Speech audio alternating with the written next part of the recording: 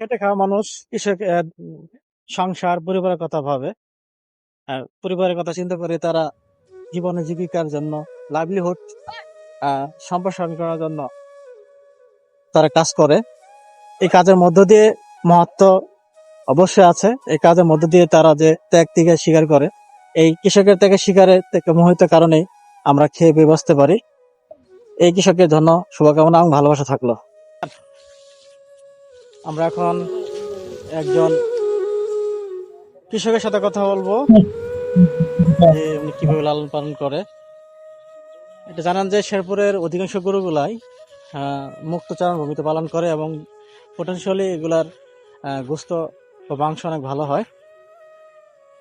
বাসা কোথায় আপনার? সন্ধ্যা করে না? গরু কয়টা আপনার? আপনি যে এই হাতি বিচরণ এলাকায় গরু চারণ করেন, আপনার ভয় লাগে না? কখন আনেন? 11টায় আনছেন, এখন চলে যাবেন। দুপুরে খান না? খাই। তাহলে এই যে এখানে যে ফরেস্ট ভূমিতে রাখেন, এতে ফরেস্ট কোনো বাধা দেয় না? বাধা দেয় তো। বাধা দেয়?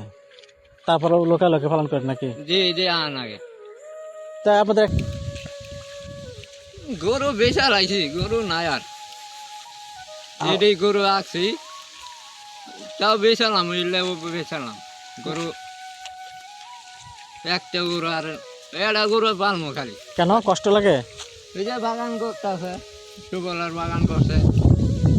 না, বাগান করলেও আপনার যেহেতু পাহাড় কাছে আছে, আপনার পালন করতে পারবেন। বাধা পান, তাই না? কি করা, যেহেতু আগে থেকে গরু পালতেছেন বা পালবেন, গরু ছাড়া বা করবেনটা কি, তাই না?